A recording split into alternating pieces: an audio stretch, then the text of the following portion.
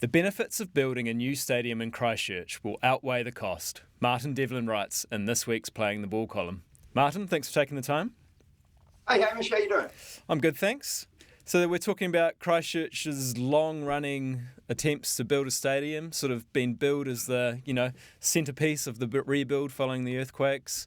30,000-seat stadium. But recently we heard that the cost has blown out again, another couple of $100 million. It's now going to cost $680 million. But in your view, they should still just get on with it and get the thing done? Hamish, it's not just my view. I think, what I feel probably reflects the view of many, many people who live in the region, and certainly a lot of people like myself who live outside the region who look in and just, wonder why this is even an issue and why it's taking so long for the council to make a decision on it. And every day they delay. I mean, you tell me something in your life experience in the world where the costs go backwards. So the longer we leave it, the costs go backwards. Even getting somebody to mow your lawns, paint the house. It doesn't matter what it is, get the car fixed. If you don't do it today, in 2 months' time, is it going to be cheaper? No, it's not. And, it's not just me saying this. And it's also not just, we have to make it perfectly clear. It's not just about the rugby. The rugby is the focal point at the moment because that's the main stuff that's going on at this Addington Stadium. I call it the Addington Cattle Yards.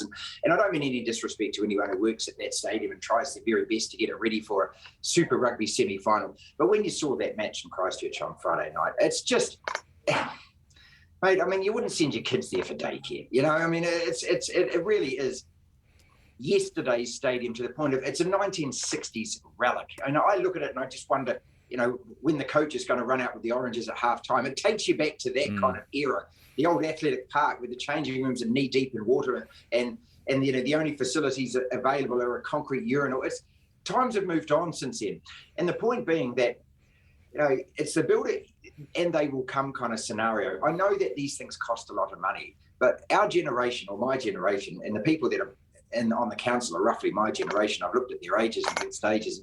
They just got to get over the personal selfishness of this and also put their petty political allegiances to one side and stop thinking about retaining their jobs and actually think about in 50 or 60 or 70 years' time, what is Christchurch going to look like? Would this be beneficial for it? Now, my point being, Hayman, that I don't know anything else that attracts mass thousands of people to a place in New Zealand other than a sporting event or a concert or a show. And that could be an X Games show. It could be the Edinburgh Tattoo at the Wellington Stadium. It could be, all of those kind of things. It doesn't have to be a game of rugby. But you tell me something else, Christchurch, that will attract tens of thousands of visitors to your place. And I'll just sit here and I'll count the seconds while I wait while you think about it. There's nothing, mate. Those are the things that do. I think it adds vibrancy. I think it adds energy. I think in terms of that central city, which is a dire place still. It's a depressing place, Christchurch, when you travel. And I'm not saying that from a visitor's point of view. So I know the economics are tough, but Hamish, the economics are always going to be tough. And this is where you've got to think outside the square, get creative, look for some private investment, put it out there to the people. What are these, multinational businesses in this country? GJ Gardner's talk about, we're all over sport. Well, why don't you put some money and stump up for this? Do something good for your community. Do something like that. What about the banks that take $1 billion a year out of us? And ANZ sponsor all of the sport. Whatever. Why don't you put some money into something like this? Put some actual real cash into the community. I don't know. I don't believe the money is actually the obstacle. I believe what the obstacle is the opposition and the screaming social media hysteria that results every time you mention the word stadium. Long answer for you. I've covered a few different topics that I've covered in the column. But yeah, I'm in favour of it. So what are the sort of main threads of the opposition to it? Costs being one. What else? Why else are people opposed to this? Well, you've got to ask why else are the councillors opposed to it, because it's election year, Hamish. You tell me anything that happens in election year. We have a central government problem with this. Look, I've always been in favour of a 4-year term. When you have a 3-year term, the first year you're still drinking champagne and quaffing and slapping each other's backs, aren't you? By the second year, you might think about getting something done. By the third year, if you want to get something done and it's a little bit divisive or it might be a 50-50 in the polls, you're not going to do it. You're not going to do it because you want to retain your position.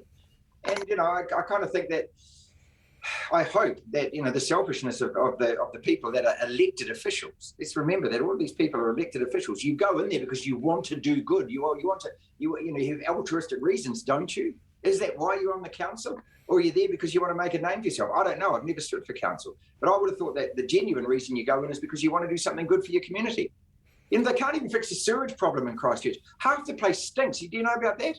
The sewerage works. They're still working on those. You know, it leaks into people's homes. You go down there, the roads are, you know, like a goat track in parts of the city. You know, there's so much infrastructure that hasn't been fixed. So I'm not saying that this fixes all of those problems, but what it does in 2 or 3 generations' time is you won't hear a single voice of protest that way, oh, man, we should never have built this. Now you look at Dunedin, they had the same opposition to it. I was in Wellington when they built the Cape Town.